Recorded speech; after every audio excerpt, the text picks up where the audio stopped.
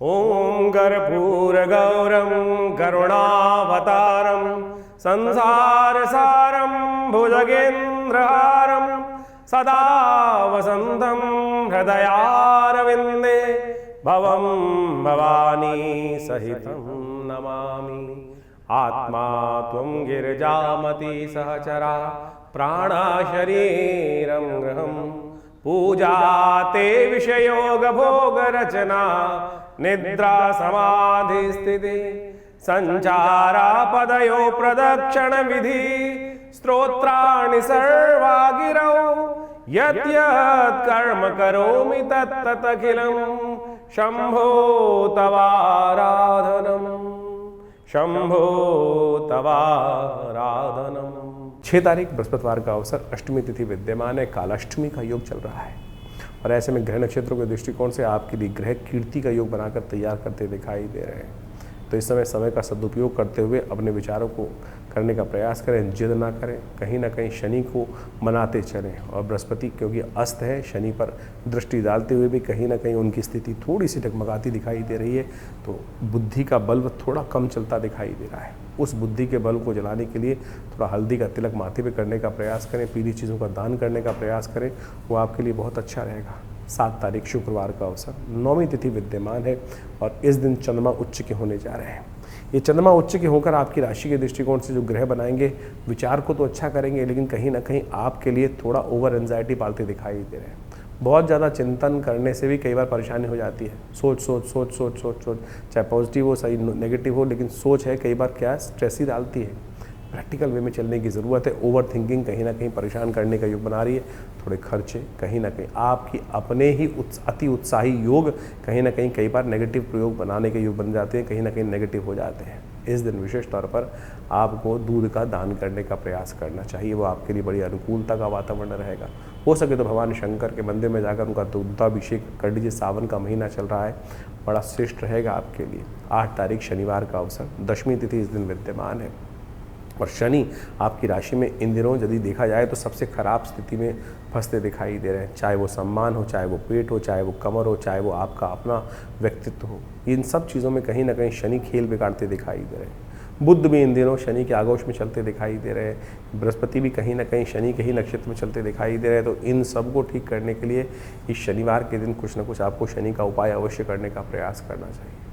ऐसे में तिल का दान, सतनाजे का दान, पीपल के पेड़ के पास जाकर एक दिया प्रज्वलित करना, ये सारे उपाय है। शनि स्तोत्र का पाठ करना, ये कुछ भी उपाय जो बता रहे हैं इनमें करने का प्रयास कीजिए। शनि को मनाइए, सुख पाइए, ऐसा योग अवश्य बनेगा। 9 तारीख रविवार का अवसर, एकादशी तिथि विद्यमान है और ग्रह नक्षत्रों के दृष्टिकोण से समय जो है वो परिवर्तन की तरफ जा रहा है। आपका विजन बिल्कुल ठीक है। मंगल के साथ चंद्रमा का जो संयोग हो गया है वो कहीं ना कहीं एकाग्र चित्त भाव से चीज़ों को बहुत बढ़िया करने के लिए आपका नया विश्वास उदय होता दिखाई दे रहा है। पॉजिटिव वे में कार्य होने के योग बनते हैं। कामदा एकादशी, कामनाओं को पूर्ण करने वाली एकादशी है। इस दिन हमें थोड़ा व्रत अवश्य करना चाहिए, जिससे हमारे धैर्य शक्ति बढ़े, हमारे संकल्प शक्ति बढ़े, हमारा आत्मविश्वास बढ़े। क्योंकि बृहस्पति जागने वाले हैं और आत्मविश्वास जब जाग जाता है तो बहुत कुछ अनुकूल स्थिति बन जाता है और ऐसी स्थिति में ही बृहस्पति महाराज जागने की योग बनाते दिखाई दे रहे हैं। बहुत अनुकूलता का वातावरण है। रविवार का अवसर है, कामदा एकादशी है। हो सके तो भगवान विष्णु का ओम नमो नारायण स्तवन करें, भगवान को तुलसी दल अर्पित करने का प्रयास करें। लेकिन रविवार है, इस दिन तुलसी नहीं तोड़ी जाती। पहले ही टूटी हुई तुलसी जो होती है उसको भगवान को अर्पित करने का प्रयास करें, कल्याण होगा।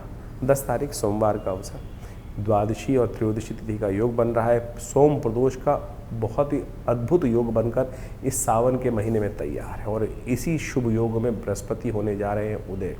और बृहस्पति का उदय होना, आपकी राशि के स्वामी का उदय होना आपके लिए बड़ी अनुकूलता का वातावरण बनाएगा, जो आपके लिए कहीं ना कहीं बहुत सारे बंद दरवाज़ों, खजाने के दरवाज़ों को खोलने का योग बनाता दिखाई दे रहा है। ऐसे में इसका सदुपयोग अवश्य करने का प्रयास करना चाहिए। लेकिन फिर भी साथ साथ आपका इमोशनल फैक्टर आपको परेशान करता दिखाई देगा। ओवर थिंकिंग कहीं ना कहीं आपके लिए परेशान हो सकती है। सुपरफिशियल थिंकिंग रखने का प्रयास करें, किसी भी चीज़ में बहुत गहरा न जाए, अपना लाभ देखकर आगे बढ़ने का प्रयास करें तो अच्छा रहेगा। बहुत ज़्यादा व्यापक तौर पे एक ही चीज़ को बहुत ज़्यादा गहन चिंतन करने से कई बार परेशानी का योग बन जाता है। इस वक्त ध्यान रखना, कहीं रुकना या बहुत ज़्यादा कहीं ना कहीं किसी संबंध के साथ कहीं ना कहीं फंसना महंगा पड़ सकता है। इस बात को ध्यान रखते हुए कार्य करें। चलते रहोगे, आगे रुकोगे नहीं तो सत्य मानना कहीं ना कहीं परिवर्तन का रास्ता अवश्य बना लोगे। ये बृहस्पति जागे हैं, 12 वर्ष बाद धन के भाव को देख रहे हैं, कहीं ना कहीं सुख के भाव को देख रहे हैं और नया कुछ करने को पूरी तरह से तैयार है। तो आपको ऐसे में बृहस्पति को पूर्ण शक्ति देने का प्रयास करना, बृहस्पति का मंत्र जप करना चाहिए और सही गुरु के सानिध्य में रहकर, सही एडवाइज़र के सानिध्य में रहकर अपने भाग्य को जगाने का प्रयास करना चाहिए। अपनी जन्मपत्री को पूरी तरह से एनालाइज करके देख ले, क्योंकि जो ये योग बना है, कहाँ आपको लाभ देने वाला है, कहाँ आपको नुकसान देने वाला है, वो बहुत अच्छे से समझ कर कार्य करने की ज़रूरत है। देखिए, बृहस्पति का ये परिवर्तन जो होने जा रहा है, और अब मान के चलो पूरा आने वाला जो अगले साल तक का 2027 तक के लिए बृहस्पति का परिवर्तन हो चुका है। उच्च के हो गए हैं बृहस्पति। अब ये उच्च के बृहस्पति उदय होकर जिस प्रकार से इस दिन से परिवर्तन करने का योग बनाएंगे, ये बहुत विशेष स्थान आपकी राशि के दृष्टिकोण से उत्पन्न करते दिखाई दे रहे हैं। इस समय इनका प्रभाव आपने समझा, लेकिन इनकी शक्ति को बढ़ाने का आपको खास तौर पर विशेष ध्यान रखते हुए कार्य करना चाहिए। 12 वर्ष बाद बृहस्पति उदय होकर पूर्ण जो योग बना रहे हैं, अब उदय भी हो चुके हैं, परिवर्तन करने के बाद अस्त हो गए थे। अब 25 दिन बाद जो अब उदय होने की शक्ति में आए हैं, तो आप सत्य माने अब इनको ताकत देने का प्रयास करें। एक हम आपके लिए बात रखें कि आज की तारीख में बृहस्पति को ताकत देने के लिए एक जन प्रचलित जो सबसे ज़्यादा जो उपाय किया जाता है, हर दूसरे आदमी के हाथ में आप उस उपाय को देखते हैं, वो तर्जनी उंगली में कहीं ना कहीं वो बृहस्पति का एक नग, जिसको येलो सफायर बोला जाता है, पुखराज बोला जाता है, या उसका उपरत्न लोग धारण कर लेते हैं, जिसको सुनहला बोल के धारण कर लेते हैं। वो सुनहला धारण कर कर लोग हर कोई पहन के घूमता रहता है, बहुत ज़्यादा लोग। अब क्या वो पूरी तरह से, अगर शुद्ध रत्न है तो बिल्कुल चमत्कार करेगा, इस बात को कोई दिक्कत नहीं है। अगर रत्न शुद्ध है तो ऐसा हो ही नहीं सकता रत्न का चमत्कार ना हो। लेकिन क्या इस धरा से, पृथ्वी से इतने रत्न निकलते हैं कि हर दूसरा आदमी बृहस्पति का कहीं ना कहीं नग धारण करके पहन ले? अब नहीं शुद्ध नहीं निकल रहे हैं, या बाजार में लैब में बनाए जा रहे हैं, तो फिर उनका क्या लाभ होगा? आप केवल दिल बहलाने के लिए, अपने मन को बहलाने के लिए किसी व्यक्ति की बात सुनकर आप धारण कर लें, तो आपको लगे तो अच्छा है, तो नहीं तो फिर वो तो कहीं ना कहीं मानसिक तौर पर कहीं ना कहीं भ्रांति उत्पन्न करने का योग बनाएगा। अरे बहुत सरल उपाय है ना। हम इस बात को ध्यान ना, बृहस्पति 12 वर्ष बाद आपकी राशि के दृष्टिकोण से इतना सुंदर योग बन के आया है, उसकी थोड़ी बहुत दोषों को दूर करने के लिए आप कोशिश ये करें, हल्दी से स्नान करें नित्य प्रति। हल्दी का तिलक अपने माथे पे लगाने का प्रयास करें। वैसे तो आमतौर पे बहुत सारे बड़े ज्योतिषी जो हैं वो केसर की बात करते रहते हैं। बिल्कुल शास्त्रोक्त विधि है, केसर इससे बढ़िया तो औषधि बृहस्पति से हो नहीं सकती है क्या। लेकिन केसर भी इतना मिल रहा है बाजार के अंदर।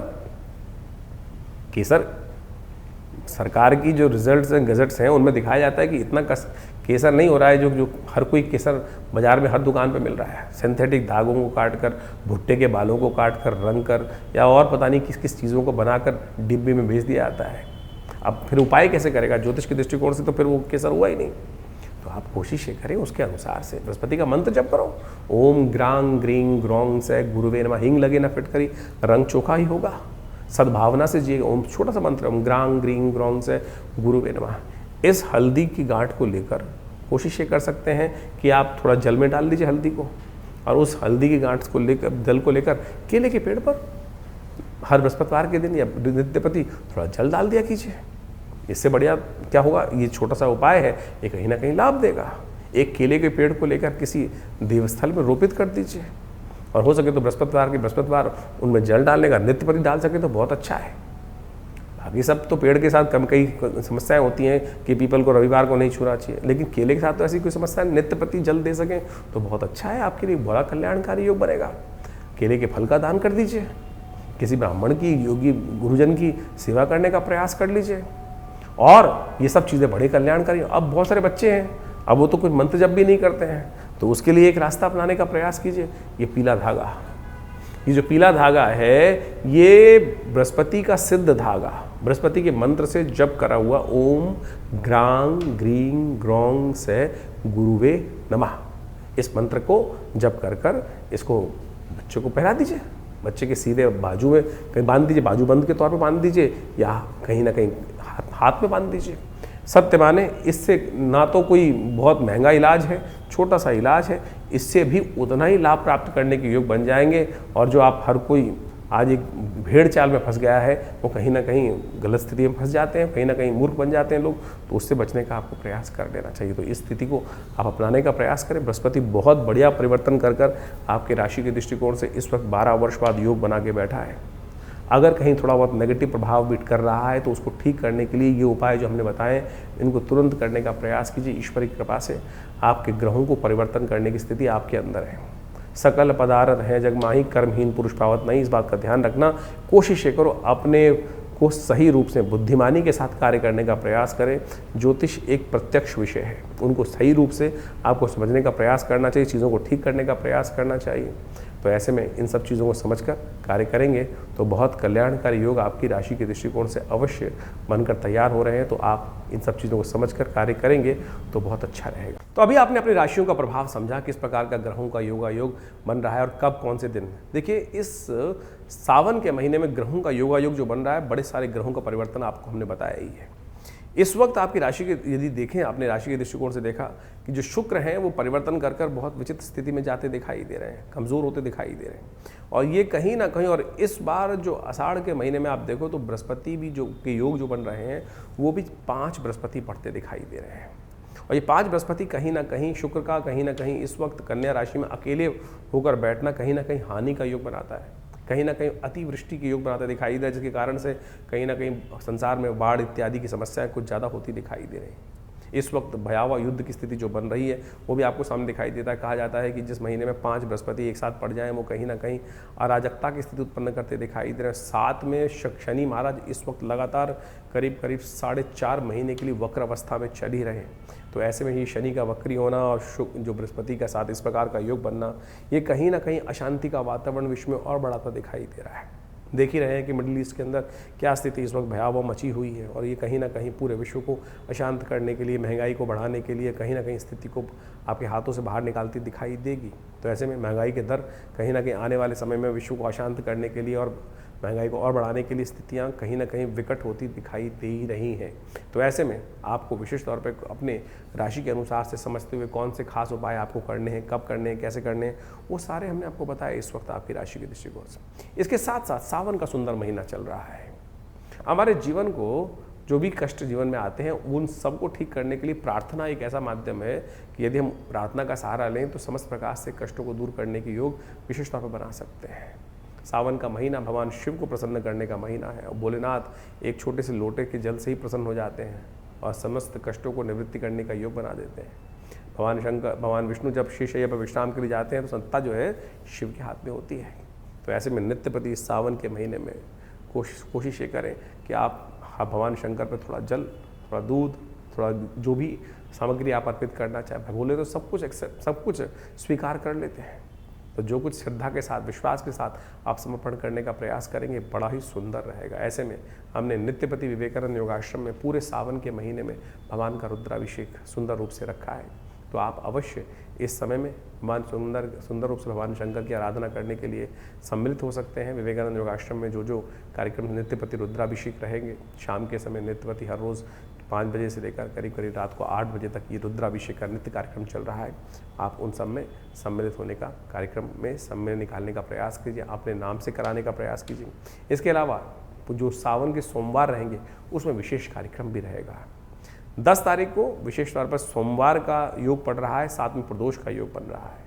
ऐसे में सोम प्रदोष का ये योग बना है, समस्त अनिष्टों को दूर करने का योग बनता है भगवान शंकर की सुंदर उपासना के लिए। इस दिन कहा जाता है कि भगवान शंकर का अभिषेक जो बड़ी श्रद्धा के साथ करते हैं, ओम नमः शिवाय का जप करते हुए, रुद्र अष्टाध्यायी के द्वारा भगवान का स्तवन करते हुए करते हैं, उनके कई जन्मों के कष्ट दूर करने के योग बन जाते हैं। ये बहुत सुंदर योग है। इस बार तो त्रयोदशी क्षय भी हो रही है, त्रयोदशी क्षय हो रही है, संधि काल बन गया है और क्षय तिथि में कोई मुहूर्त तो होता नहीं है। भगवान शंकर का सुंदर स्तवन अवश्य इस दिन करने का प्रयास कीजिए। बड़ा सुंदर रुद्राभिषेक का कार्यक्रम आश्रम पे रहेगा ही, आप भी उसमें सम्मिलित हुई जमनापार विवेकानंद योगाश्रम में। तो आपकी भगवान की कृपा से आपकी मनोकामना सिद्धि करने का सुंदर योग अवश्य बनेगा। ये रुद्राभिषेक जो है वो वैसे तो सुंदर रुद्र अष्टाध्यायी के द्वारा होना चाहिए। लोग जाकर केवल जल चढ़ा देते हैं और आज की तारीख में कावड़ लोग लेकर भागे आते हैं और वहाँ जाके केवल 2 मिनट जल चढ़ाने का समय मिलता है। कोशिश ये करें पूर्ण रूप से विधि का पालन करते हुए, शुद्ध अवस्था में जाकर भगवान शंकर का स्तवन आप करने का प्रयास कीजिए। सुंदर रूप से मनोकामना सिद्धि का योग बन जाता है। इस संसार में अनेक कथाएं शास्त्र में विद्यमान हैं जो आपकी मनोकामनाओं को पूर्ण करने के योग बनाती हैं। जीवन में समस्त कष्टों को केवल एक लोटे के जल से ही भगवान शंकर पे डाल दिया जाए तो कष्ट दूर हो जाते हैं। उपनिषद में एक कथा आती है, उपनिषद की कथा है और सत्य रूप से कथा है, मेरे और आपके मति भ्रम को ठीक करने के लिए बताई गई है। एक व्यक्ति था, बड़ा व्यभिचारी था। संसार में हमेशा उसने जो जो गलत काम हो सकते हैं सब किए, जो जो कार्य हो सकते हैं गलत सब करे जीवन में। देव योग से एक दिन बड़ा अजीब सा योग बना। किसी गलत कार्य से उसने पैसे अर्जित किए, नशा भी किया और किसी नाचने वाली का दर्शन करने के लिए इच्छा से वो जा रहा था। कुछ पान का बीड़ा, कुछ मीठा, कुछ गजरा इत्यादि उसने हाथ में ले रखे थे और कुछ नशे में भी था।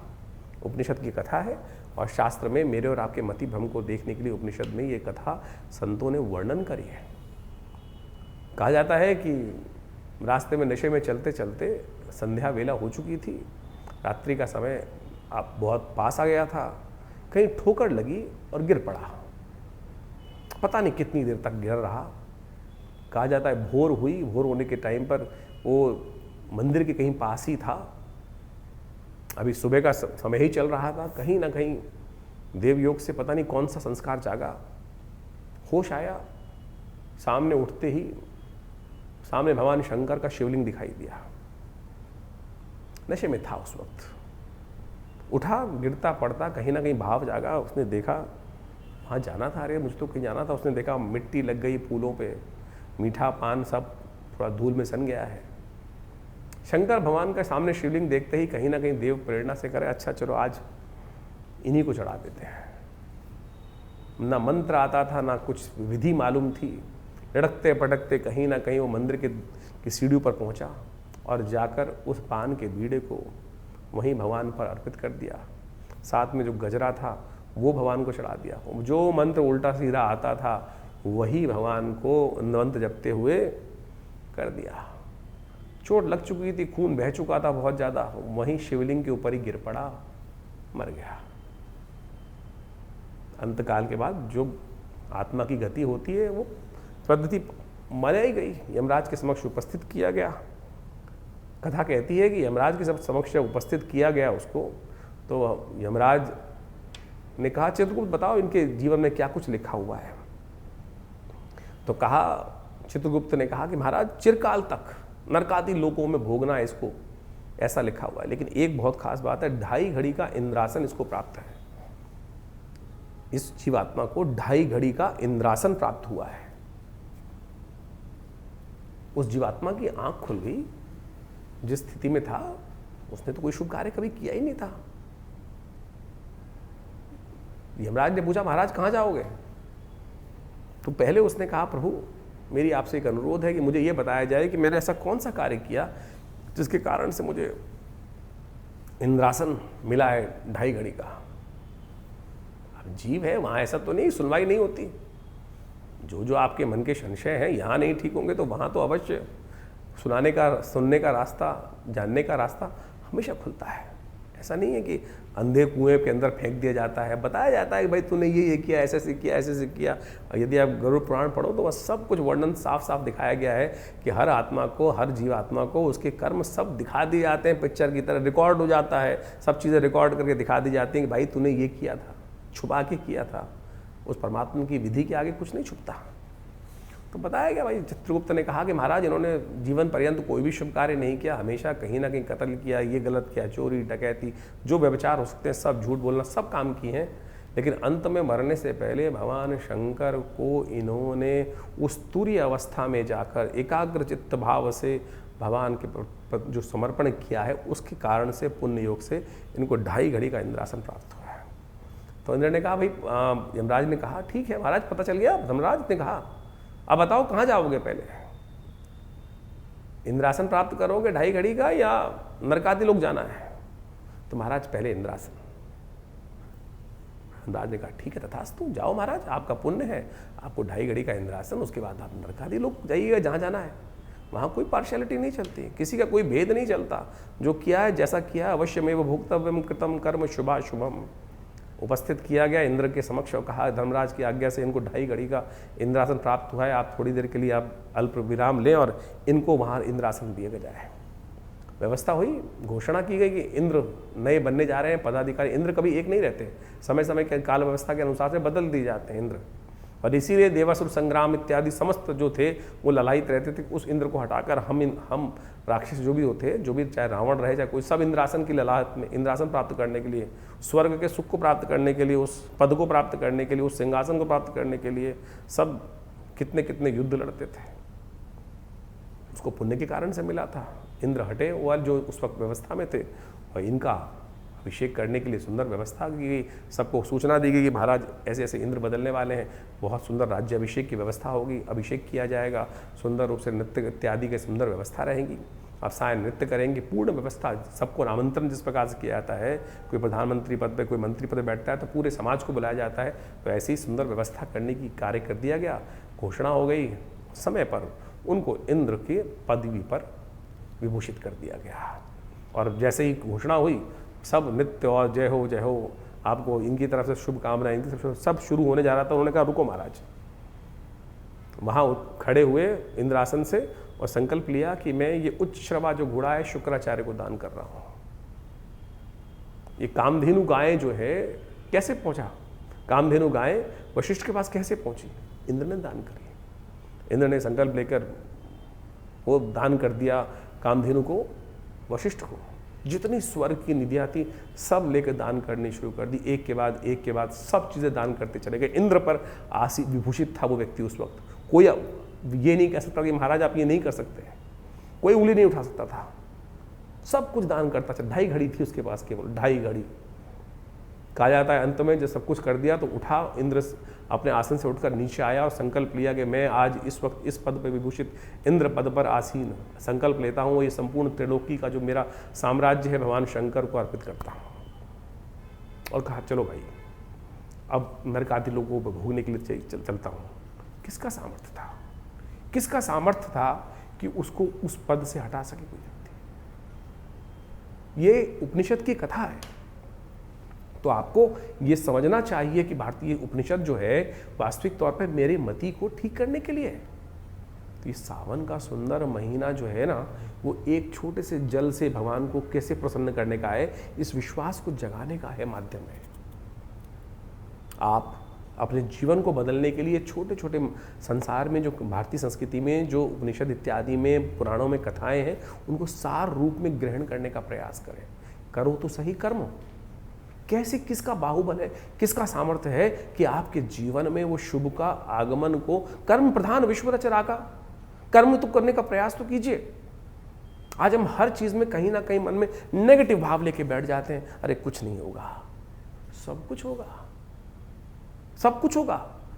अगर किसी व्यक्ति ने अबोध अवस्था में वो कर्म कर दिया, उसका पुण्य कर दिया। जो लोग विश्वास को जगाकर अपनी श्रद्धा के साथ, विश्वास के साथ कर्म करते होंगे, तो उनके भोग क्यों नहीं बनते होंगे, क्यों नहीं उनके जीवन में पुण्य का उदय बनता होगा। करिए तो सही। इतने लाखों अरबों लोग हैं, कितने लोग ललाहित होकर श्रद्धा के साथ अपने कर्म को करते हैं। लॉटरी खुलती है। तो इस बात को विश्वास करके करने का प्रयास कीजिए। देखिए ये बड़ा सुंदर समय है, परमात्मा की आराधना करने का प्रयास कीजिए। ये श्रद्धा के साथ इस सावन को खाली मत जाने दीजिए। तो करेंगे तो अवश्य लाभ प्राप्ति के योग बनेंगे, जीवन के कष्टों को दूर करने के योग बनेंगे। ये सावन का महीना बड़ी श्रद्धा के साथ आया है। कोशिश ये करें इस सावन के महीने में जब भी कोई सुंदर कार्य हमारे जो चल रहे हैं उनको करिए, भगवान का अभिषेक कीजिए, जल अर्पित करने का प्रयास कीजिए, दान कीजिए, पुण्य कीजिए, जो कुछ कर सकते हैं वो सब करने का प्रयास करेंगे। तो ये कर्म जो है आपका, ये पुण्य कर्म कहीं निष्फल नहीं जाता।